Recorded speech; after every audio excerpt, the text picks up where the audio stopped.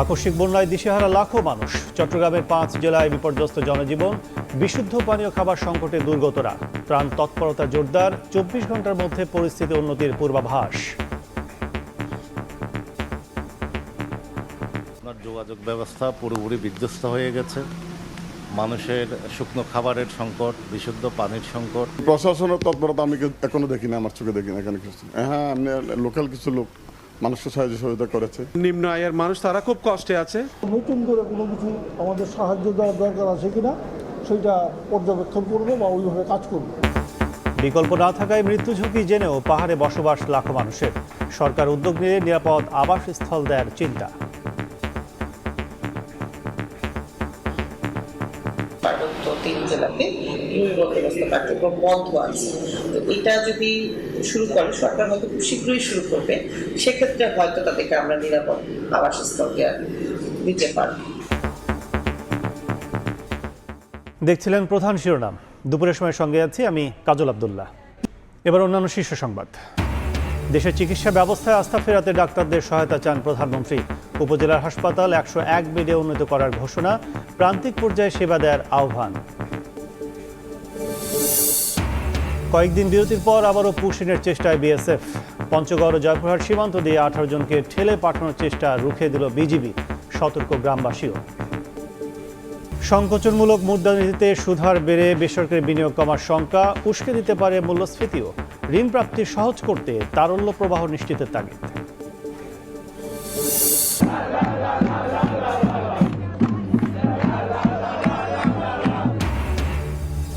বেলজিয়ামকে হারিয়ে সেমিতে ফ্রান্সের সামনে স্পেন।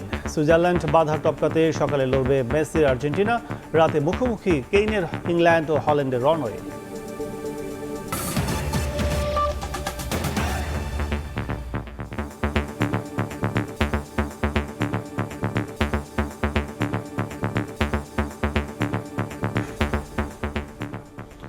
আকস্মিক বন্যায় দিশেহারা কক্সবাজারের লাখো মানুষ। তলিয়ে গেছে বিস্তীর্ণ এলাকার ঘরবাড়ি, দোকানপাট, ফসলি জমি। চরম দুর্ভোগে পড়েছেন পানিবন্দী মানুষ। তবে ভারী বর্ষণ, পাহাড়ি ঢল কিছুটা কমে যাওয়ায় কোথাও কোথাও নামতে শুরু করেছে পানি।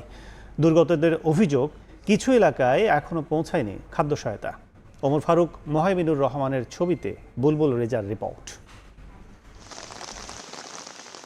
যেদিকে চোখ যায় শুধু পানি আর পানি। ভারী বর্ষণ আর পাহাড়ি ঢলে কক্সবাজারের চকরিয়া উপজেলার অধিকাংশ এলাকার জনজীবন বিপর্যস্ত।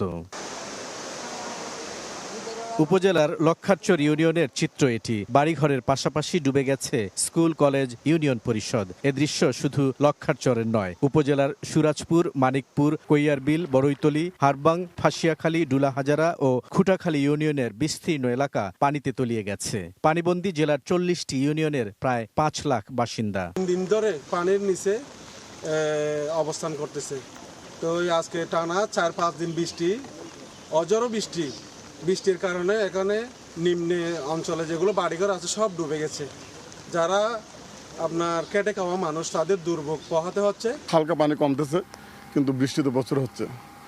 আমরা ঘরের নিচের তলায় ডুবে গেছি, উপরের মধ্যে আছি, উপরের তলায় আছি আর কি। তবে গত কয়েকদিনের তুলনায় বৃষ্টি কিছুটা কমায় কোথাও কোথাও নামতে শুরু করেছে পানি। এখনো বেশিরভাগ এলাকার মানুষ পানিবন্দী। আজ পর্যন্ত এখনো কেউ আসে নাই। তবে এলাকাবাসী কিছু কিছু যারা বিত্তশালী, তারা কিছু কিছু ভাত বা অন্যান্য কিছু রান্না করে এলাকাবাসীদেরকে দিচ্ছে। লক্ষারচর ইউনিয়নের বন্যা দুর্গতদের দাবি, প্রায় 1 সপ্তাহ পানিবন্দী হয়ে থাকলেও এখনো পৌঁছায়নি খাদ্য সহায়তা। বিশুদ্ধ পানি ও খাদ্য সংকটে ভুগছেন তারা। শুকনো খাবার দরকার মানুষের জন্য, বিশুদ্ধ পানি দরকার। এবং আপনার বন্যার কারণে যে রোগ ব্যাধিগুলো হয়, এগুলোর প্রকোপ দেখা যাচ্ছে। রান্না বান্না করতে পারতেছে না মানুষ, এখন খুব কঠিন জীবনযাপন করতেছে। আমরা সরকারকে আহ্বান জানাবো, এই চকরিয়াকে বন্যা দুর্গত এলাকা ঘোষণা করি, যারা বন্যায় ক্ষতিগ্রস্ত তাদের পাশে এসে দাঁড়ানোর জন্য। বন্যা পূর্বাভাস ও সতর্কীকরণ কেন্দ্রের তথ্য অনুযায়ী 5টি নদীর পানি বিপদসীমার উপরে। এর মধ্যে মাতামুহুরী নদীর পানি লামা পয়েন্টে 47 সেন্টিমিটার এবং কক্সবাজারের চিরিঙ্গা পয়েন্টে 32 সেন্টিমিটার উপর দিয়ে প্রবাহিত হচ্ছে। আবহাওয়া অফিসের তথ্য বলছে শুক্রবার রাত পর্যন্ত গত 6 দিনে কক্সবাজার জেলায় 700 মিলিমিটারের বেশি বৃষ্টিপাত রেকর্ড করা হয়েছে। তবে বৃষ্টিপাত কমতে শুরু করেছে। এই অবস্থা চলতে থাকলে বন্যা পরিস্থিতির উন্নতি হওয়ার সম্ভাবনা রয়েছে। বুলবুল রেজা, সময় সংবাদ, চকরিয়া, কক্সবাজার। বন্যায় চট্টগ্রাম ও পার্বত্য অঞ্চলে দেখা দিয়েছে বিশুদ্ধ পানি ও খাবার সংকট। দুর্গত এলাকায় ত্রাণ সহায়তা পৌঁছে দেওয়া হচ্ছে বলে জানিয়েছেন ত্রাণ প্রতিমন্ত্রী। বন্যা পূর্বাভাস কেন্দ্র জানিয়েছে আগামী 24 ঘন্টায় চট্টগ্রাম ও সিলেটে অঞ্চলে বন্যা পরিস্থিতির উন্নতি হবে। ভারী বৃষ্টিতে উত্তরে পানি বেড়ে স্বল্পমেয়াদী বন্যা হতে পারে, তবে দেশে আপাতত বড় বন্যার শঙ্কা নেই। খরস্রোতে ভেসে গেছে লোকালয়, আতঙ্কে নির্ঘুম রাত কাটছে বানভাসীদের। পানিতে ডুবে গেছে 3 পার্বত্য জেলার রাঙ্গামাটি, খাগড়াছড়ি ও বান্দরবান। এখনো বেশ কয়েকটি এলাকার ঘরবাড়ি পানিতে তলিয়ে, এমনকি পাহাড়ি ঢলে মহাসড়কের বিভিন্ন অংশ নিম্নজ্জিত থাকায় বান্দরবানের সঙ্গে সারা দেশের সড়ক যোগাযোগ বিচ্ছিন্ন রয়েছে। এছাড়া পাহাড় ধসের কারণে রুমা, থানচি, আলীকদম, লামা ও নাইখংছড়ি সহ অধিকাংশ উপজেলার সঙ্গে সড়ক যোগাযোগ ব্যাহত হচ্ছে। বিদ্যুৎ সরবরাহ ও মোবাইল নেটওয়ার্ক সেবা বিঘ্নিত হওয়ায় জনদুর্ভোগ আরও বেড়েছে। বিভিন্ন আশ্রয় কেন্দ্রে প্রশাসনের পাশাপাশি রাজনৈতিক নেতারাও খাবার সরবরাহ করছেন। অসহায় নিরহর মতো পড়ে আছি, ঠিক মতন খাইতে পারতেছি না। দুর্যোগ প্রত্যান মন্ত্রণালয় এবং প্রধানমন্ত্রী কার্যালয় থেকে আমরা পর্যাপ্ত সহায়তা পেয়েছি এবং সেটা প্রপারলি উপজেলা ভিত্তিক আমরা বন্টন করে দিয়েছি। এদিকে বন্যায় আটকা পড়াদের উদ্ধারে চট্টগ্রামের সাতকানিয়ায় স্পিড বোট নামিয়েছে সেনাবাহিনী। এখন পর্যন্ত 650টি আশ্রয় কেন্দ্রে অবস্থান নিয়েছে 25,000 মানুষ। শতভাগ বন্যা আক্রান্তদের ত্রাণ সহায়তা পৌঁছানো যাচ্ছে না বলে জানিয়েছেন দুর্যোগ ও ত্রাণ প্রতিমন্ত্রী। ওখানে ক্ষয়ক্ষতি বা আরও নতুন করে কোনো কিছু আমাদের সাহায্য দেওয়ার দরকার আছে কিনা সেটা পর্যবেক্ষণ করব বা ওইভাবে কাজ করব। মৌলভীবাজারে সার্বিক বন্যা পরিস্থিতি স্থিতিশীল রয়েছে। রাজনগর, কুলাউড়া ও কমলগঞ্জে এখনও পানিবন্দী সহস্রাধিক মানুষ। দুর্গত এলাকায় রয়েছে শুকনা খাবার ও বিশুদ্ধ পানির তীব্র সংকট। এছাড়া সিলেটেও নদ নদীর পানি বাড়ায় 537টি আশ্রয়কেন্দ্র প্রস্তুত রেখেছে প্রশাসন। ঝুঁকিপূর্ণ হিসেবে চিহ্নিত 160টি টিলা এলাকার বাসিন্দাদের সতর্ক করা হচ্ছে। আর দুদিন ধরে আমরা বান্দরপুরে আছি, আমরা গরু পানি রাজ্যের গরু দ্বারে বাড়ি ভেন্ডি লতা সম্পূর্ণ এবার তো নষ্ট হয়ে গেছে গিয়ে আমরা কোনো সবাই আছি সব। কুমিল্লার গোমতী নদীর পানি বেড়ে তলিয়ে গেছে চরাঞ্চলের প্রায় 6 হেক্টর জমির শাকসবজি। এতে ক্ষতির মুখে পড়েছেন শতাধিক কৃষক। 10 শতক জায়গার ভিতরে আমি পুঁইশাক লাগাইছিলাম, এই কাটার উপযুক্ত হয়ে গেছে, এই জন্য নদীর পানি এসে মারি গেছে। 4-5 কানি ক্ষেত ক্ষতি হয়ে গেছে। আবহাওয়া অফিস জানিয়েছে আগামী 24 ঘন্টায় চট্টগ্রাম সহ দক্ষিণ অঞ্চলে অতি ভারী বৃষ্টি কমে আসবে, তবে রংপুর ও ময়মনসিংহ বিভাগে ভারী বৃষ্টি হতে পারে। এদিকে বন্যা পূর্বাভাস ও সতর্কীকরণ কেন্দ্র জানিয়েছে 24 ঘন্টায় চট্টগ্রামের 5 জেলা সহ সিলেট বিভাগে বন্যা পরিস্থিতির উন্নতি হবে। ভারী বৃষ্টিপাতে উত্তরাঞ্চলে বাড়তে পারে পানি, তবে দেশে আপাতত বড় বন্যার শঙ্কা নেই। দক্ষিণ অঞ্চলে বৃষ্টি অনেকটাই কমে যাবে এবং গ্র্যাজুয়ালি একটু বৃষ্টি বাড়বে আগামী 3-4 দিন। এটা বেসিক্যালি যে বৃষ্টিটা হবে এটা রংপুর, ময়মনসিংহ, সিলেট এই রিজনে। 48 ঘন্টা পর্যন্ত উত্তর পূর্বাঞ্চলীয় নিম্নাঞ্চলে স্বল্পমেয়াদী বন্যা পরিস্থিতির সৃষ্টির ঝুঁকি রয়েছে, যা পরবর্তীতে হ্রাস পাওয়ার সম্ভাবনা রয়েছে। দেশের 4 সমুদ্র বন্দরে 3 নম্বর সতর্কতা সংকেত বলবৎ থাকার কথা জানিয়েছে আবহাওয়া অফিস। ফাহরিয়া ফারজানা, সময় সংবাদ। এ বিষয়ে বিস্তারিত জানাতে কক্সবাজারে চকরিয়া আছেন সহকর্মী বুলবুল রেজা, চট্টগ্রামে ফেরদৌস লিপি এবং বান্দরবানে এনে জাকির। প্রথমে যাচ্ছি বুলবুল রেজার কাছে। ভারী বর্ষণ ও পাহাড়ি ঢলের কারণে যে আকস্মিক বন্যা এবং সেই বন্যার ফলে কক্সবাজার জেলার 3টি উপজেলা সবচেয়ে বেশি ক্ষতিগ্রস্ত হয়েছে। এর মধ্যে চকরিয়া, পেকুয়া এবং নবগঠিত উপজেলা মাতামুহুরী অন্যতম। এই 3টি উপজেলার যে ইউনিয়নগুলো রয়েছে তার মধ্যে 90% ইউনিয়নের বাসিন্দারাই কিন্তু এই মুহূর্তে পানিবন্দী অবস্থায় রয়েছেন। যদিও স্বস্তির খবর হচ্ছে আজকে সকাল 9টার পর থেকেই কিন্তু বৃষ্টি কমে আসতে শুরু করছে। এই মুহূর্তে আমি যদি বলি যে এই মোটামুটি কক্সবাজারের যে 3টি উপজেলা যেখানে সবচেয়ে বেশি ক্ষতির শিকার হয়েছে মানুষ আকস্মিক বন্যার ফলে, সেখানে কিন্তু বৃষ্টি নেই বললেই চলে।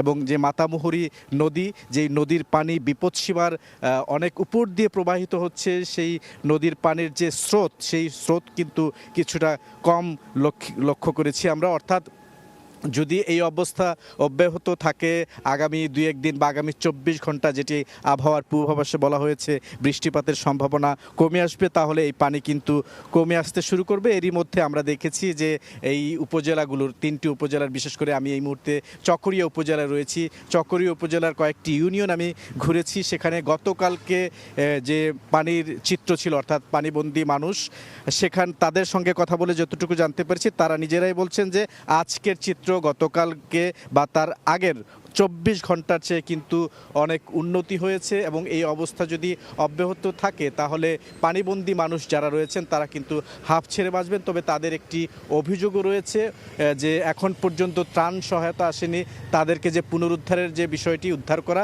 সেই বিষয়টি যেন প্রশাসন সুদৃষ্টি দেয়, সেটি তাদের একটি দাবি বা অভিযোগও ছিল। তো এই মুহূর্তে আমাদের আরেক সহকর্মী চট্টগ্রামে রয়েছেন ফেরদৌস লিপি, আমরা সেখানকার সবশেষ অবস্থা জানবো তার কাছে।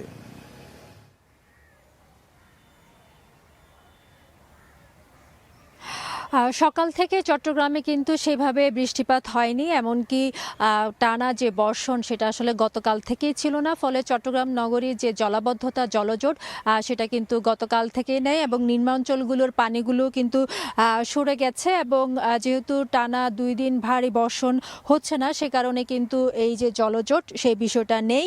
তবে আপনারা জানেন যে এর আগে টানা সপ্তাহখানিক বৃষ্টির কারণে কিন্তু চট্টগ্রাম নগরীর যেসব পাহাড়গুলো রয়েছে সেই পাহাড়গুলো আসলে অনেক বেশি ঝুঁকিপূর্ণ হয়ে উঠেছে এবং বিশেষ করে আপনারা জানেন যে চলতি বছর যে বর্ষা মৌসুম শুরু হয় সেখানে কিন্তু পাহাড় ধস কিংবা পাহাড়ের দেয়াল ধসে কিন্তু ইতিমধ্যে 4 জন মারা গিয়েছে। ফলে বৃষ্টি না হলেও যে পাহাড়গুলো আছে সেগুলো কিন্তু অনেকটাই ঝুঁকিপূর্ণ এবং জেলা প্রশাসনের পক্ষ থেকে বিভাগীয় কমিশনার সহ বিভিন্ন যে সরকারি সংস্থাগুলো আছে তারা কিন্তু যারা পাহাড়ের পাদদেশে ঝুঁকিপূর্ণভাবে বসবাস করছে তাদেরকে বারবার সরে যেতে বলছে, তাদের জন্য আশ্রয় কেন্দ্র খোলা হয়েছে এবং যারা এখানে ঝুঁকিপূর্ণভাবে বসবাস করছে তাদের অনেকের সাথে আমরা কথা বলেছি, তারা বলছেন যে ভারী বর্ষণ হলে তারা কিন্তু আশ্রয় কেন্দ্রগুলোতে তারা আশ্রয় নিয়ে যায় এবং প্রশাসনের পক্ষ থেকেও আমরা সেই মাইকিং কিংবা স্বেচ্ছাসেবকের যেসব দলগুলো সেগুলোকেও দেখেছি যে সরিয়ে নেওয়ার নিচ্ছে বাসিন্দাদের। তবে বাসিন্দারা অভিযোগ করছে যেসব আশ্রয় কেন্দ্রগুলো রয়েছে সেখানে আসলে বিশেষ করে শিশু এবং নারীদের থাকার মতো পর্যাপ্ত ব্যবস্থা নেই। ফলে সে কারণে তারা বৃষ্টি যদি না হয় তারা আবার তাদের যে বসতবাড়ি সেখানে ফিরে আসে এবং এই ক্ষেত্রে কিন্তু জেলা প্রশাসক, সিটি কর্পোরেশন সহ যেসব সরকারি সংস্থাগুলো আছে তারা কিন্তু বারবার অনুরোধ করে থাকে যেন তারা এই যে ঝুঁকিপূর্ণ, বিশেষ করে পাহাড়ের পাদদেশে যেসব ঝুঁকিপূর্ণভাবে বসতিগুলো রয়েছে সেখানে যেন না থাকে। তো এখনো পর্যন্ত চট্টগ্রামে গত 2 দিন ধরে বৃষ্টিপাত কম হওয়াতে এখনো পর্যন্ত কিন্তু জলাবদ্ধতা কিংবা পাহাড় ধস সেগুলো কমে এসেছে। তো এই ছিল সর্বশেষ পরিস্থিতি। আমরা বান্দরবনে চলে যাব, আমাদের সহকর্মী জাকির আছে, সেখানকার পরিস্থিতি জানাবেন। বন্যা পরিস্থিতি অবনতি হয়েছে গতকাল রাত থেকে। ভারী বর্ষণের কারণে কিন্তু নতুন করে প্লাবিত হয়েছে বেশ কিছু নিম্নাঞ্চল, বিশেষ করে বান্দরবান শহরের মেম্বারপাড়া, নোয়াপাড়া, আর্মিপাড়া, ফায়ার সার্ভিস এলাকা। এছাড়াও পানিতে নিমজ্জিত হয়েছে পুলিশ লাইন, সেনানিবাসের একটি অংশ, সরকারি গণগ্রন্থাগার সহ বান্দরবানের লামা, আলীকদম, নাইক্ষুংছড়ি সহ বেশ কিছু নিম্নাঞ্চল আজ সকালে কিন্তু প্লাবিত হয়েছে। এর আগে কিন্তু পানিবন্দী হয়ে পড়েছিল প্রায় লক্ষাধিক মানুষ। আজ সকালে বন্যা পরিস্থিতি অবনতি হওয়ার কারণে কিন্তু আরো প্রায় 2 লাখেরও বেশি মানুষ কিন্তু এই মুহূর্তে বান্দরবান জেলায় পানিবন্দী হয়ে পড়েছে এবং সড়ক তলিয়ে যাওয়ার কারণে কিন্তু বিভিন্ন জায়গার সাথে অভ্যন্তরীণ সড়ক যোগাযোগ বিচ্ছিন্ন হয়ে পড়েছে। পানিবন্দী যে মানুষগুলি রয়েছে তারা কিন্তু আজকে 3 থেকে 4 দিন পানিবন্দী অবস্থায় রয়েছে। তারা বাজার ঘাটে আসতে পারছে না, বাজার করতে পারছে না। এই কারণে কিন্তু তাদের বাসায় শুকনো খাবার শেষ হয়ে গেছে, অনেকেই কিন্তু খাবারের সংকটে পড়েছে, এমন অনেক পরিবারও কিন্তু এই মুহূর্তে রয়েছে। আরেকটি বিষয় হচ্ছে দুর্গমতার কারণে বিভিন্ন জায়গায় কিন্তু সরকারের পক্ষ থেকে ত্রাণ পৌঁছানো অনেকটা কষ্টকর হয়ে পড়ছে, কারণ একদিকে বিদ্যুৎ না থাকার কারণে মোবাইল নেটওয়ার্ক নেই। এছাড়া অন্যদিকে বিদ্যুৎ না থাকার কারণে, মোবাইল নেট না থাকার কারণে সবার সাথে কিন্তু যোগাযোগটা এই মুহূর্তে আসলে করা যাচ্ছে না। সারা দেশের সাথেও কিন্তু এই মুহূর্তে বান্দরবানের সড়ক যোগাযোগ বিচ্ছিন্ন রয়েছে এবং এক কথায় বলা চলে আজ সকাল থেকে কিন্তু বন্যা পরিস্থিতি অনেকটাই অবনতি হয়েছে এবং বৃষ্টিপাত যদি অব্যাহত থাকে তাহলে এই পরিস্থিতি আরো খারাপের দিকে যাবে। তবে প্রশাসনের পক্ষ থেকে 220টি আশ্রয় কেন্দ্র খোলা হয়েছে, সেখানে 5000-এর বেশি মানুষ এই মুহূর্তে আশ্রয় কেন্দ্রে অবস্থান করছে। তাদেরকে প্রশাসনের পক্ষ থেকে শুকনো খাবার, রান্না করা খাবার বিতরণ করা হচ্ছে বলে প্রশাসন আমাদেরকে জানিয়েছে। তো এই ছিল আমার কাছে বান্দরবানের বন্যার সবশেষ খবর। ভারী বৃষ্টিতে বন্যা পরিস্থিতি ও জলাবদ্ধতার খবর জানতে এখন সরাসরি ছিলাম বান্দরবান, চট্টগ্রাম ও কক্সবাজারে। এদিকে প্রবল বর্ষণে চট্টগ্রামের পাহাড় মৃত্যুকূপে পরিণত হলেও ঝুঁকিতে বসবাসকারীদের সরানো যাচ্ছে না কোনোভাবেই। শুধু নগরীতেই গত ২০ বছরে পাহাড় ধসে প্রাণ গেছে অন্তত ৪০০ জনের, অথচ এখনও ২৬টি পাহাড়ে বাস করছেন লাখ লাখ মানুষ। এমনকি বেশি ঝুঁকিতে থাকা ৬৫০০ পরিবারকে সরিয়ে নিতে পারেনি জেলা প্রশাসন। একই পরিস্থিতি ৩ পার্বত্য জেলাতেও। বিস্তারিত জানাচ্ছেন কমল দে। শুধু চট্টগ্রামের বহুল আলোচিত জঙ্গল সলিমপুরের পাহাড়ি অঞ্চলে অন্তত ১.৫ লাখ মানুষের বসবাস। এর বাইরে নগরীর পাহাড়তলি, বাইজিদ, খুলশী ও পাঁচটাইশ এলাকার ২৬টি পাহাড়ে বসবাস আরও কয়েক লাখ মানুষের। সরকারি মালিকানাধীন ১৬টি পাহাড়ে ৬,১৭৫টি এবং বেসরকারি মালিকানাধীন বাকি 10টি পাহাড়ে ৩৮৩টি পরিবার এখনও ঝুঁকির মধ্যে। পাহাড়ের পাদদেশে প্রায় সকল পরিবারই ঝুঁকিপূর্ণ, কারণ পাহাড় কখন ভেঙে পড়বে, বৃষ্টির খুব দীর্ঘ সময় বৃষ্টি হলে এটি আসলে আমরা বলতে পারি না। চট্টগ্রাম নগরীতে গত ২০ বছরে পাহাড় ধসে মৃত্যু হয়েছে অন্তত ৪০০ জনের। এর মধ্যে ২০০৭ সালের ১১ জুন একদিনের রেকর্ড বৃষ্টিতে সর্বোচ্চ ১২৮ জনের মৃত্যু হয়। চলতি বছর পাহাড় ও পাহাড় সংলগ্ন দেওয়াল ধসে ৪ জনের মৃত্যু হয়েছে। এই অবস্থায় ঝুঁকিপূর্ণ বসবাসকারীদের মধ্যে বেশ কয়েকটি পরিবারকে জেলা প্রশাসন বৃষ্টির শুরুতে সরিয়ে নিল, তারা আবার আগের অবস্থানে ফিরে এসেছে। জায়গা জমি নাই, কিছু নাই, বাড়িঘর নাই, তো আমরা আর কই যাবো? আমাদেরকে বাসস্থান দেখ, আমরা চলে যাবো এখান থেকে। যখন আমাদের স্থানগুলো আমরা ঠিক করি তখন তারা অনেকেই যেতে চায় না বা গেলেও সেখান থেকে আবার চলে আসে। তারা যুক্তি দেখায় তাদের যে স্থানে তারা এখন তাদেরকে স্থানান্তর করা হয়েছে সেখান থেকে তাদের কাজের পরিবেশ দূরে। এদিকে পার্বত্য জনপদ বান্দরবনের লামায় গত ৮ জুলাই পাহাড় ধসে মৃত্যু হয়েছে ২ পরিবারের ৫ জনের, আর গত ১ দশকে পাহাড় ধসে মৃত্যু হয় ১০৫ জনের। তারপরও শহরের কালাঘাট, বালাঘাট, লঙ্গিপাড়া, বনরূপা, সিদ্দিক নগর সহ লামা, আলীকদম এবং নাট্যাংছড়ির পাহাড়ি অঞ্চলে ১ লাখের বেশি মানুষ ঝুঁকিপূর্ণ অবস্থায় বসবাস করছে। ২-৩ দিন বৃষ্টি হচ্ছে, এই কারণে পাহাড় ধস হইতেছে।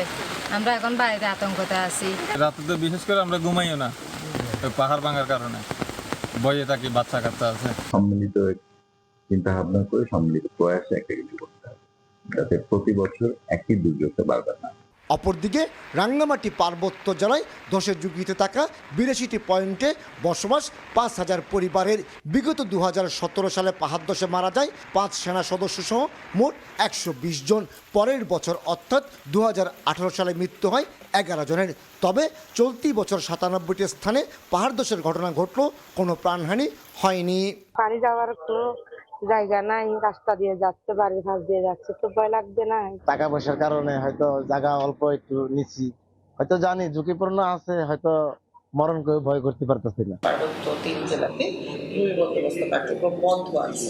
তো এটা যদি শুরু করে, সরকার হয়তো খুব শীঘ্রই শুরু করবে, সেক্ষেত্রে হয়তো তাদেরকে আমরা নিরাপদ আবাসস্থল দিতে পারব।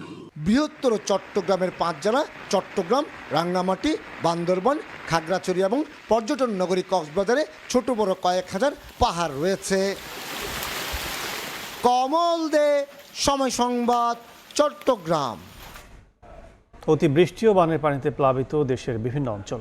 এর মধ্যেই আবহাওয়া অধিদপ্তরের পূর্বাভাস জানানোর 5টি ডপলার রাডারই অচল। যদিও অধিদপ্তরের দাবি, পূর্বাভাস দিতে তেমন কোনো ভূমিকা নেই রাডারের। তবে এই দাবি নাকচ করে কানাডার সাসকাচুয়ান বিশ্ববিদ্যালয়ের গবেষক জানিয়েছেন, আধুনিক আবহাওয়ার পূর্বাভাসের নিখুঁত তথ্য পেতে রাডারের ভূমিকা অপরিহার্য। উজ্জ্বল হোসেনের ক্যামেরায় রৌনক নিয়ন্তার প্রতিবেদন।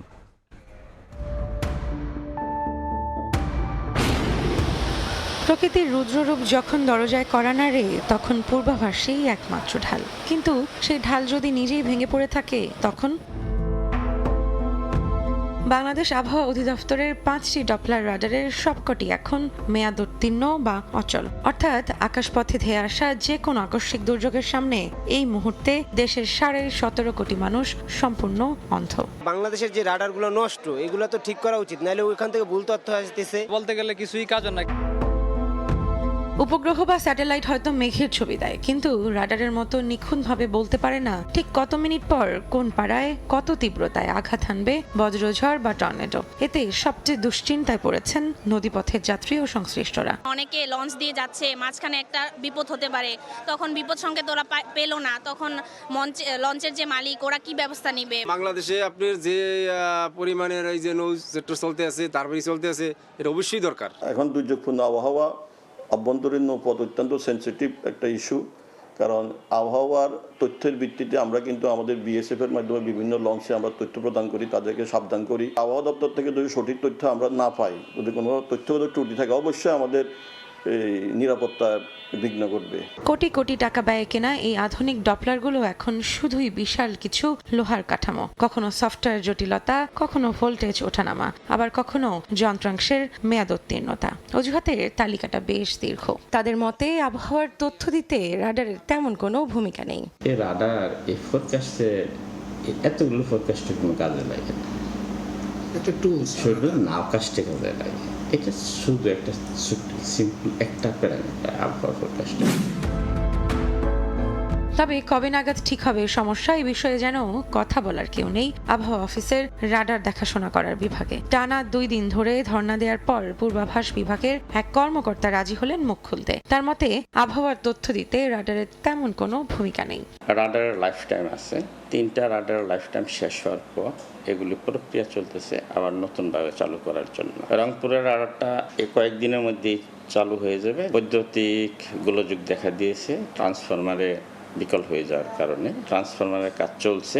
তবে আগামী 2-3 দিনের মধ্যেই রাডারের আবার উপাত্ত পাওয়া যাবে আশা করা যাচ্ছে। বিমান চলাচলে রাডার একটি এমন অপরিহার্য প্রযুক্তি যা বেতার তরঙ্গ ব্যবহার করে আকাশে উড়োজাহাজের অবস্থান, গতি, উচ্চতা এবং দিক নিখুঁতভাবে নির্ণয় করে। এছাড়াও উড়োজাহাজ ট্র্যাকিং, সংঘর্ষ এড়ানো, আবহাওয়া পর্যবেক্ষণ যেমন ঝোড়ো হাওয়া, বজ্রঝড় বা প্রতিকূল আবহাওয়া শনাক্ত করে বিমানকে নিরাপদ বিকল্প পথ দেখানো ও নিরাপদ অবতরণে সহায়তা করে। তাহলে রাডারের প্রয়োজনটা কি আসলেই নগণ্য? কোনো যদি কালবৈশাখী ঝড় থেকে শিলাবৃষ্টি হয়, এই তথ্যটা শুধুমাত্র রাডার থেকে পাওয়া যায়। তারা এমন অবস্থা হয়ে গেছে তাদের কিছু লাগে না, কারণ এখানে একটা ব্যাপারটা আছে, তারা যা বলে সেটাই ওরাও জানে যে তাদের কোনো দায়বদ্ধতা নাই। এই বিশেষজ্ঞের মতে আধুনিক আবহাওয়ার পূর্বাভাসে নিখুঁত তথ্য পেতে অপরিহার্য রাডার।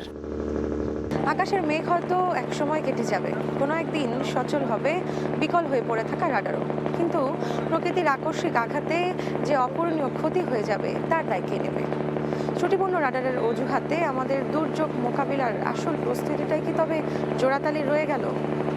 রৌনক নিয়ন্তা, সময় সংবাদ, ঢাকা।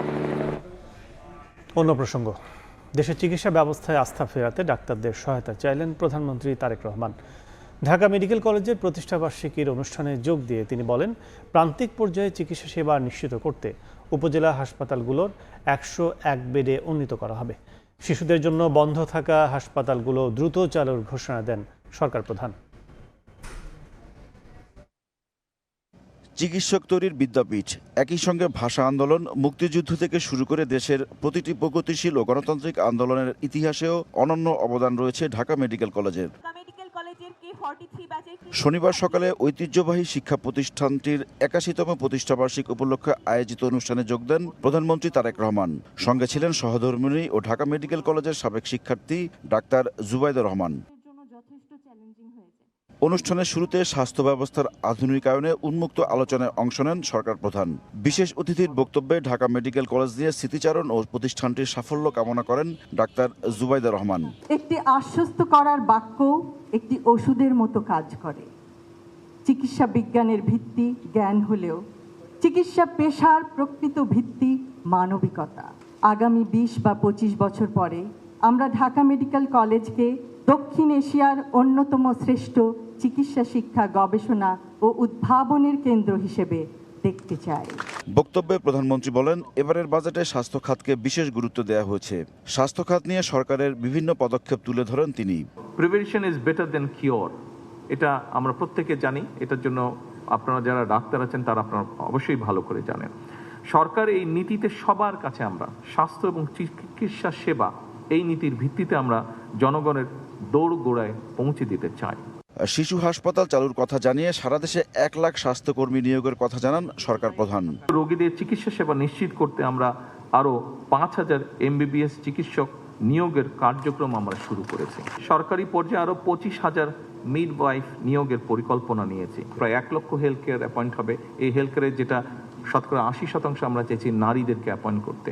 এই মুহূর্তে উপজেলা পর্যায়ে যে 51 বেডের যে হসপিটাল, বিএনপি সরকার এই 51 থেকে বাড়িয়ে এটাকে 101 বেডে নিয়ে যেতে চাইছে। দেশের স্বাস্থ্য ব্যবস্থায় জনগণের আস্থা ফিরিয়ে আনতে চিকিৎসকদের প্রতি আহ্বান জানান প্রধানমন্ত্রী। প্রতি বছর বাংলাদেশ থেকে ±5 বিলিয়ন ডলার চলে যাচ্ছে বিদেশে চিকিৎসার জন্য। আমাদের দেশের বহু মানুষ, লক্ষ লক্ষ মানুষ বিদেশে যাচ্ছেন চিকিৎসা করাতে। তার ফলে আমাদের মূল্যবান বৈদেশিক মুদ্রাও সেই সাথে চলে যাচ্ছে। স্বাভাবিক এটা। যারা বর্তমানে চিকিৎসক আছেন, যারা উঠবি চিকিৎসক, আপনাদের সকলের কাছে আমার একটি প্রত্যাশা যে আসুন না, আমরা কেন পারবো না এই পরিস্থিতিটির পরিবর্তন করতে। এর আগে ঢাকা মেডিকেল কলেজ পরিদর্শন এবং 2টি ছাত্রী হোস্টেলের নির্মাণ কাজের ভিত্তিপ্রস্তর স্থাপন করেন প্রধানমন্ত্রী। কলেজ প্রাঙ্গণে 2টি গাছের চারাও রোপণ করেন তিনি। ইমরুল হাসান, সময় সংবাদ, ঢাকা। মুক্তিযুদ্ধের বিরোধিতাকারীদের 1971 সালের ভূমিকা অকপটে স্বীকার করে জাতির কাছে ক্ষমা চাওয়ার আহ্বান জানান মুক্তিযুদ্ধ বিষয়ক মন্ত্রী। আমলাতান্ত্রিক জটিলতা থেকে বেরিয়ে টেকসই উন্নয়ন পরিকল্পনা নেওয়া হচ্ছে বলে জানিয়েছেন স্থানীয় সরকার প্রতিমন্ত্রী। আর জলবায়ু খাতকে সর্বোচ্চ অগ্রাধিকার দিয়ে সরকার কাজ করছে বলে জানিয়েছেন পরিবেশ মন্ত্রী। শনিবার রাজধানীতে আলাদা 4টি সেমিনার ও আলোচনা সভায় অংশ নিয়ে পরিবেশ সংরক্ষণ, শিক্ষা ব্যবস্থার উন্নয়ন, স্থানীয় সরকার সংস্কার এবং মুক্তিযুদ্ধের চেতনা সমুন্নত রাখার উপর গুরুত্বারোপ করেছেন সরকারের বিভিন্ন দফতরের মন্ত্রী। বিশ্ব পরিবেশ দিবস উপলক্ষে আয়োজিত এক সেমিনারে প্রধান অতিথি হিসেবে যোগ দেন পরিবেশ ও বনমন্ত্রী আব্দুল আওয়াল মিন্টু। বাংলাদেশকে বিশ্বের অন্যতম জলবায়ু ঝুঁকিপূর্ণ দেশ উল্লেখ করে তিনি বলেন, পরিবেশ, বন ও জলবায়ু খাতকে সর্বোচ্চ অগ্রাধিকার দিয়ে কাজ করছে সরকার। আমাদের পরিবেশ ভারসাম্য থাকে, পরিবেশের উন্নয়ন হয় এবং জলবায়ু পরিবর্তনের ফলে যারা ক্ষতিগ্রস্ত সেটা যেন কমিয়ে আনা যায়। অন্যদিকে ইঞ্জিনিয়ার ইনস্টিটিউশন বাংলাদেশ আয়োজিত এক সেমিনারে স্থানীয় সরকার পল্লী উন্নয়ন ও সমবায় প্রতিমন্ত্রী মীর শাহে আলম বলেন, ব্রিটিশ আমলের আমলাতান্ত্রিক জটিলতা থেকে বেরিয়ে এসে দীর্ঘমেয়াদী ও টেকসই উন্নয়ন পরিকল্পনা গ্রহণ করতে হবে। ব্রিটিশ আমলের, পাকিস্তান আমলের যে ফর্মালিটিসগুলো ওগুলো এখনও মেনটেন করে করে আমাদের প্রজেক্ট প্রণয়ন করতে হয়, কাজ করতে হয়। এই জায়গাগুলো আমাদেরকে নোটিশে আনতে হবে যাতে শর্ট টাইমে অল্প সময়ের মধ্যে যাতে এগুলো করা যায়। একই দিনে মুক্তিযুদ্ধ ও ইস্ট বেঙ্গল রেজিমেন্ট বিষয়ক আলোচনা সভায় অংশ নেন মুক্তিযুদ্ধ বিষয়ক মন্ত্রী অ্যাডভোকেট আহমেদ আজম খান। তিনি বলেন, পার্বত্য চট্টগ্রামে ষড়যন্ত্র মোকাবিলায় দায়িত্ব পালনকারী সেনা সদস্যদের রাষ্ট্রীয় খেতাব প্রদানের বিষয়টি মন্ত্রণালয়ে গুরুত্বের সঙ্গে বিবেচনা করবে। ষড়যন্ত্রকারীদের হাত থেকে পার্বত্য চট্টগ্রামকে আমাদের বাংলাদেশের ভূখণ্ডে সুষমামণ্ডিত করবার জন্যে লড়াই করছেন, জীবন দিচ্ছেন, তাদের জন্যেও আমরা যাতে কিছু করি মুক্তিযুদ্ধ মন্ত্রণালয় থেকে। দেশ গঠনে বিভেদ নয়, জাতীয় ঐক্যকে প্রাধান্য দেওয়ার আহ্বান জানিয়ে মুক্তিযুদ্ধের বিরোধিতাকারীদের 1971 সালে ভূমিকা অকপটে স্বীকার করে জাতির কাছে ক্ষমা চাওয়ার আহ্বানও জানান মুক্তিযুদ্ধ বিষয়ক মন্ত্রী। জাতির সামনে তাদেরকে ক্ষমা চাইতে হবে। তানভীর হাসান মেঘ, সময় সংবাদ, ঢাকা। দুপুরের সময় আরো থাকছে। জুলাই অভ্যুত্থানের পর বিদ্যুতের পিলার দিয়ে বানায় বই, কাশিমপুর কারাগার থেকে পালিয়ে আত্মগোপনে করে ফাঁসির আসামি, র্যাবের অভিযানে গ্রেফতার।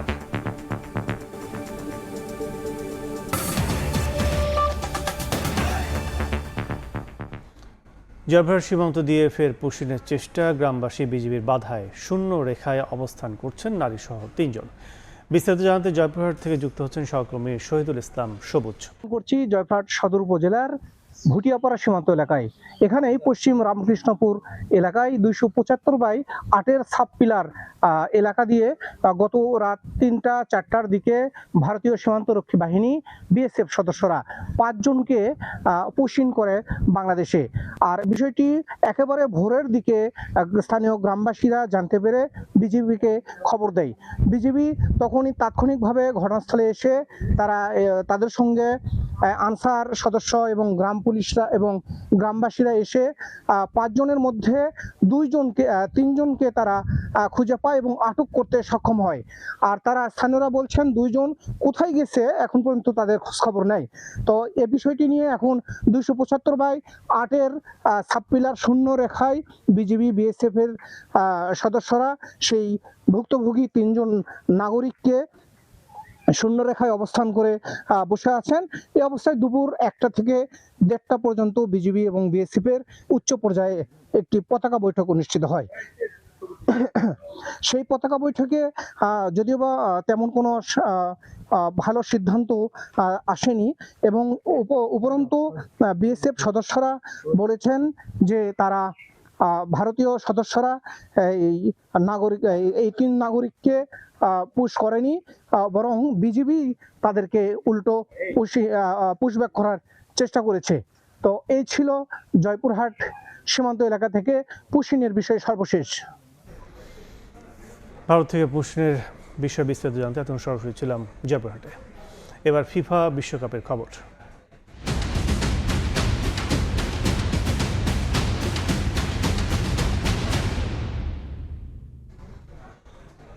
ফিফা বিশ্বকাপের খবর। আবারও স্পেনের জয়ের নায়ক মিকেল মেরিনো। ম্যাচের শেষ মুহূর্তে তার গোলেই মেসি ফাইনালে উঠেছে লা লোহারা। অন্যদিকে থিবো কার্তোয়ার ইনজুরিতে সর্বনাশ হয়েছে বেলজিয়ামের। এই তারকা গোলরক্ষক মাঠ ছাড়ার পরই গোল হজম করে আসর থেকে ছিটকে পড়ে রেড ডেভিলরা। এবারে আসরের প্রথম গোল হজম করলেও শেষ পর্যন্ত 2-1 ব্যবধানে জিতে শীর্ষ 4-এর টিকিট কেটেছে স্পেন, যেখানে তাদের প্রতিপক্ষ ফ্রান্স। লস অ্যাঞ্জেলেস থেকে লস্কর আল মামুনের রিপোর্ট। স্প্যানিশ ফিয়েস্তার আবহে আরও বর্ণিল হলিউডের শহর। ফিফা বিশ্বকাপ শিরোপার পথে আরও এক ধাপ এগিয়ে যাওয়ার আনন্দে আত্মহারা ওরা। লস অ্যাঞ্জেলেসে ম্যাচ মানেই গ্যালারিতে রূপালী পর্দার তারকাদের মেলা। 70,000-এরও বেশি দর্শকের মাঝে ক্যামেরা আলাদাভাবে খুঁজে নিয়েছে ব্র্যাড পিট, পেনেলোপে ক্রুজদের। তবে এদিনের মূল চরিত্র হয়ে ওঠেন মিকেল মেরিনো। আবারও ফুয়েন্তের ট্রাম্প কার্ড 30 বছর বয়সী মিডফিল্ডার ক্রিস্টিয়ানো রোনালদোর পর্তুগালকে বিদায় করার পর এবার শেষ মুহূর্তে গোল করে কাঁদালেন বেলজিয়ামদের।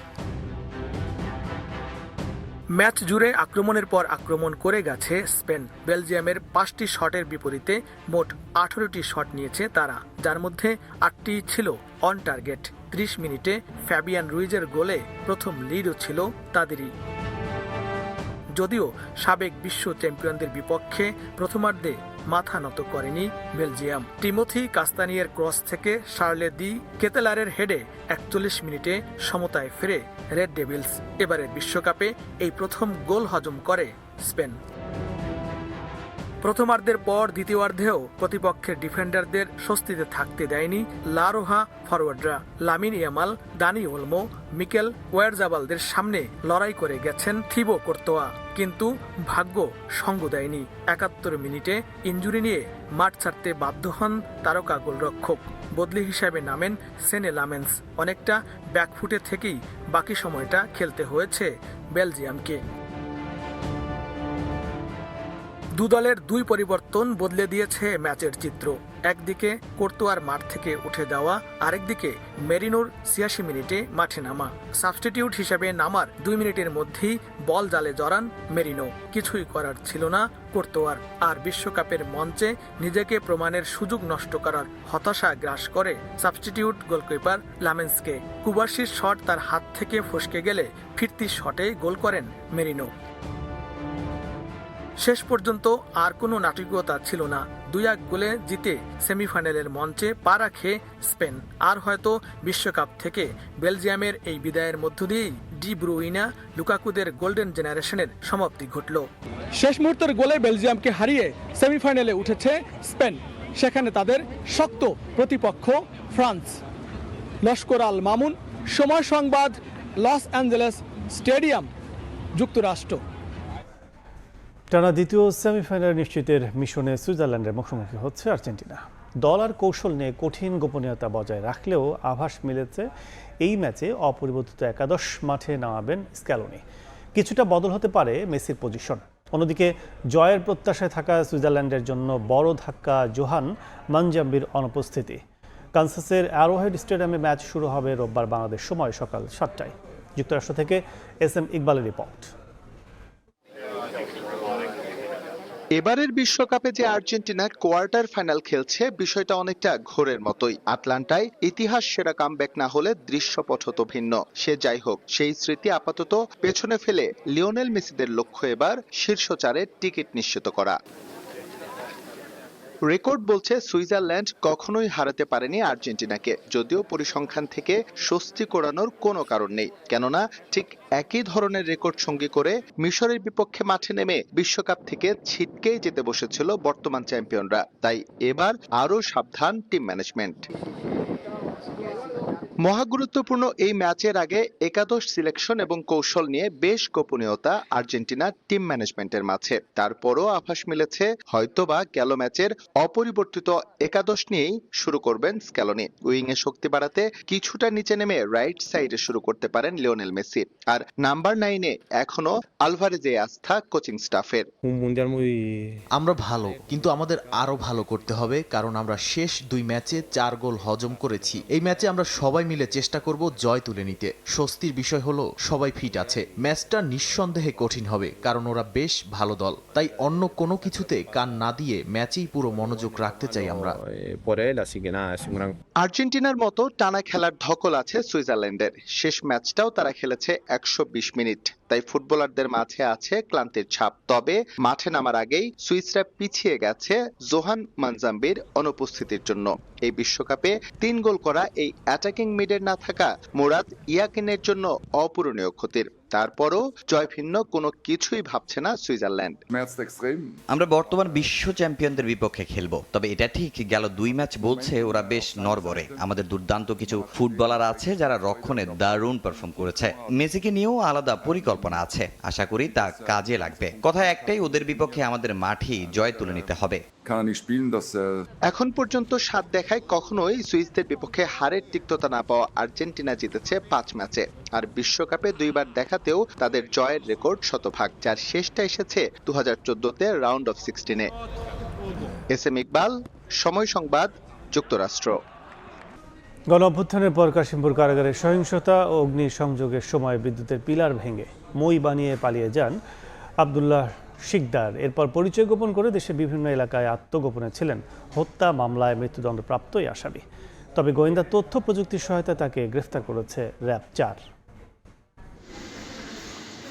গণ অভ্যুত্থানের পর 2024 সালের আগস্টে কাশিমপুর কারাগারে সহিংসতা ও অগ্নিসংযোগের ঘটনায় বন্দীদের সঙ্গে পালিয়ে যান হত্যা মামলার মৃত্যুদণ্ডপ্রাপ্ত আসামি মোহাম্মদ আব্দুল্লাহ শিকদার।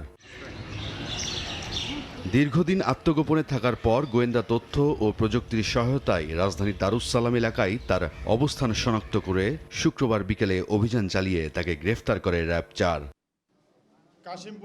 শনিবার সকালে মিরপুরের র্যাব 4 সদর দপ্তরে আয়োজিত সংবাদ সম্মেলনে জানানো হয়, কারাগারের সহিংসতা ও অগ্নিসংযোগের সময় একটি বৈদ্যুতিক পিলার ভেঙে তৈরি করা অস্থায়ী মই ব্যবহার করে অন্য বন্দীদের সঙ্গে পালিয়ে যান আব্দুল্লাহ শিকদার। এরপর পরিচয় গোপন করে দেশের বিভিন্ন এলাকায় ছদ্মবেশে আত্মগোপনে ছিলেন তিনি। বৈদ্যুতিক পিলার ভেঙে একটি মই তৈরি করে এবং এই মইয়ের সাহায্যে তারা যে কারাগারের সীমানা প্রাচীর টপকে পালিয়ে যায়।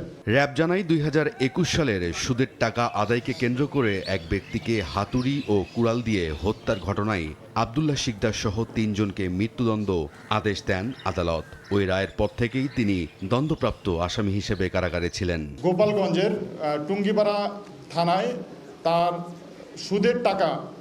সুদের পাওনা টাকা আদায়কে কেন্দ্র করে তার প্রতিবেশী লুৎফর রহমানকে তার 2 সহযোগীকে হাতুড়ি এবং কুড়াল দিয়ে কুপিয়ে হত্যা করে। সেই মামলায় সেখানকার বিজ্ঞ আদালত তাকে মৃত্যুদণ্ড প্রদান করে এবং পরবর্তীতে 23 ডিসেম্বর 2023 থেকে তাকে কাশিমপুর হাই সিকিউরিটি কারাগারে স্থানান্তর করে। র্যাব বলছে, কাশিমপুর কারাগার থেকে পালিয়ে যাওয়া অন্যান্য পলাতক আসামিদের গ্রেফতারেও গোয়েন্দা নজরদারি ও অভিযান অব্যাহত রয়েছে। তাকে গ্রেফতার করি। রায়দুল ইসলাম শুভ, সময় সংবাদ, ঢাকা। দুপুরের সময় আরও থাকছে। হত্যা চেষ্টা চালালে ইরানকে ধ্বংস করে দেওয়ার হুমকি ট্রাম্পের। আলোচনার জন্য অনুরোধ করেছে তেহরান, দাবি ওয়াশিংটনের নাকচ করল মোস্তফা প্রশাসন।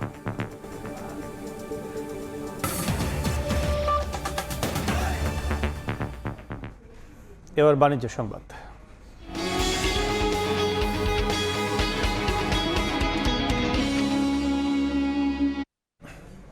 সংকোচনমূলক মুদ্রানীতিতে সুদহার বেড়ে বেসরকারি বিনিয়োগ কমার সংখ্যা দেখছেন খাত সংশ্লিষ্টরা, যা নতুন বাজেটে বিনিয়োগ বৃদ্ধির পরিকল্পনার সঙ্গে সাংঘর্ষিক। চাহিদামতো পণ্য সরবরাহ নিশ্চিত না করে সংকোচনমূলক মুদ্রানীতি দেয় মূল্যস্ফীতি আরও উস্কে যাবে বলেও বিশ্লেষণ অর্থনীতিবিদদের। এ অবস্থায় ঋণ প্রাপ্তি সহজ করতে তারল্য প্রবাহ নিশ্চিত করতে হবে কেন্দ্রীয় ব্যাংকেই, এমন তাগিদ উদ্যোক্তাদের। MS আরেফিনের রিপোর্ট। সদ্য বিদায়ী 2025-26 অর্থ বছরের জানুয়ারি থেকে জুন সময়ে বেসরকারি খাতে ঋণ প্রবাহ 8% বাড়ানোর পরিকল্পনা করে কেন্দ্রীয় ব্যাংক। সবশেষ মে মাসের হিসাবে যা দাঁড়িয়েছে 4.98%। আগের মাস এপ্রিলে 22 মাসের মধ্যে সর্বনিম্ন 4.75% প্রবৃদ্ধি দেখে বেসরকারি খাত। এমন বাস্তবতায় কিছুটা পিছু হটেছে বাংলাদেশ ব্যাংক। 2026-27 অর্থ বছরের জুলাই থেকে ডিসেম্বর সময়ে বেসরকারি খাতে ঋণ প্রবৃদ্ধির লক্ষ্য ধরা হয়েছে 6.8%। ঋণ প্রবাহ বাড়াতে রাখা হয়েছে নানা নীতি সহায়ক কৌশল ও প্রণোদনাও। তবে অপরিবর্তিত 10% নীতি সুধার কাঙ্ক্ষিত বিনিয়োগে বড় বাধা হিসেবে দেখছেন উদ্যোক্তারা। 15%, 16%, 16.5% পর্যন্ত ইন্টারেস্ট রেট দিয়ে আমাদেরকে এখন সাফার করতে হচ্ছে। ব্যাংকের সুবিধা কোনোটাই কিন্তু বাদ নাই, সবই তারা আদায় করে নিচ্ছে। প্রকারান্তরে ব্যবসায়ীরা ক্ষতিগ্রস্ত হচ্ছে। উদ্যোক্তারা বলছেন, অর্থনীতির কঠিন সময়ে ঋণ প্রাপ্তি সহজ করার উদ্যোগ নিতে হবে কেন্দ্রীয় ব্যাংকেই। তারল্য সহায়তা দেওয়ার ক্ষেত্রে ব্যাংকগুলোর সক্ষমতা যাচাইয়ে জোর দেওয়ার তাগিদ তাদের। কোন ব্যাংকগুলোকে সাপোর্ট করতে হবে, কোন ব্যাংকগুলোকে আসলে ছোট করে নিয়ে আসতে হবে, এই ব্যাপারটা কিন্তু বাংলাদেশ ব্যাংকের মুদ্রানীতিতে খুব স্পষ্টভাবে আসেনি। সো এটা একটা বড় চ্যালেঞ্জ আমাদের জন্য। নতুন অর্থ বছরের ঘাটতি বাজেট পূরণে 1,27,000 কোটি টাকা অভ্যন্তরীণ ঋণ নেবে সরকার, যা ঋণ প্রাপ্তির হিস্সা কমাবে বেসরকারি খাতের। এই অবস্থায় ব্যক্তি খাতে বিদেশি ঋণের সুষম বন্টন নিশ্চিতের পরামর্শ দিচ্ছেন এই অর্থনীতিবিদ। সরকার যদি ব্যাংক ব্যবস্থা থেকে উচ্চমাত্রায় ঋণ গ্রহণ করেন, তাহলে উচিত হবে বাংলাদেশ ব্যাংকের আন্তর্জাতিক বাজার থেকে ঋণ গ্রহণ করে সেটা যাতে বেসরকারি খাতের জন্য ঋণ সরবরাহ বৃদ্ধি করা যায়। আগামী 6 মাসে অভ্যন্তরীণ ঋণ প্রবাহ 10.5% উন্নীত করতে চায় বাংলাদেশ ব্যাংক। সবশেষ মে মাসে যা অর্জিত হয়েছে 8.63%। MS আরিফিন, সময় সংবাদ, ঢাকা। হত্যার চেষ্টা করা হলে হাজারো ক্ষেপণাস্ত্র দিয়ে ইরানকে পুরোপুরি ধ্বংস করে দেয়া হবে বলে হুঁশিয়ারি দিয়েছেন মার্কিন প্রেসিডেন্ট ডোনাল্ড ট্রাম্প। একই সঙ্গে তিনি দাবি করেন, তেহরান আলোচনায় ফিরতে চায়, এমনকি সে প্রস্তাবে ওয়াশিংটন রাজিও হয়েছে, যদিও ট্রাম্পের দাবি প্রত্যাখ্যান করেছে ইরান। তেহরান পূর্ণাঙ্গ প্রতিরক্ষার জন্য প্রস্তুত বলে জানিয়েছেন পার্লামেন্টের স্পিকার। এর মধ্যে লেবাননে ইসরায়েলি হামলায় হিজবুল্লাহ সদস্য সহ 2 জন নিহত হয়েছেন।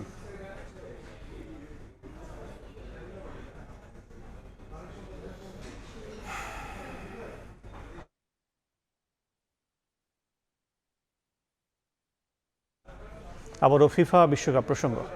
সেমিফাইনাল নিশ্চিতে রাতে নরওয়ের চ্যালেঞ্জ নেবে ইংল্যান্ড। মায়ামি স্টেডিয়ামে ম্যাচ শুরু বাংলাদেশ সময় রাত 3টায়। বিশ্বকাপে এখন পর্যন্ত অ্যাটাক। ব্রাজিলকে হারানো আর্লিং হল্যান্ড বড় চ্যালেঞ্জে ফেলবে ইংল্যান্ডের রক্ষণভাগকে। বিশ্বকাপে এখন পর্যন্ত হল্যান্ডের গোল 7টি, তবে এখন পর্যন্ত দুবারের দেখায় নরওয়েকে দুবারই হারিয়েছিল ইংল্যান্ড।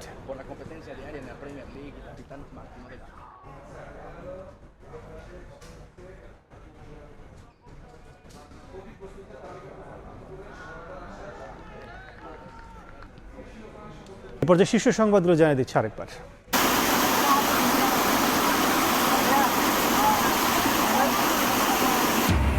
আকস্মিক বন্যায় চট্টগ্রামে 5 জেলায় বিপর্যস্ত জনজীবন। বিশুদ্ধ পানি ও খাবার সংকটে দুর্গতরা। ত্রাণ তৎপরতায় জোরদার। 24 ঘন্টার মধ্যে পরিস্থিতি উন্নতির পূর্বাভাস। দেশের চিকিৎসা ব্যবস্থায় আস্থা ফেরাতে ডাক্তারদের সহায়তা চান প্রধানমন্ত্রী। উপজেলার হাসপাতাল 101 বেডে উন্নীত করার ঘোষণা। প্রান্তিক পর্যায়ে সেবা দেওয়ার আহ্বান।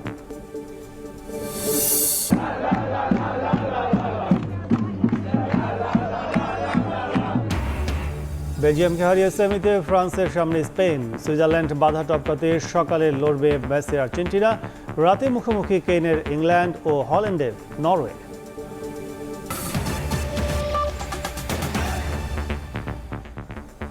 এই ছিল দুপুরের সময়। দর্শক, বিশ্বকাপ ফুটবলের মহাযজ্ঞ সরাসরি সম্প্রচার করছে সময় টেলিভিশন। দেখতে চোখ রাখুন সময়ের পর্দায়। এরপর বিভাগের সময় নিয়ে সঙ্গে থাকবেন মেজবাউল আলিফ। ধন্যবাদ কাজল। এরপর বিভাগীয় সময় নিয়ে আসছি কিছুক্ষণ পর, সঙ্গেই থাকুন সময়ের।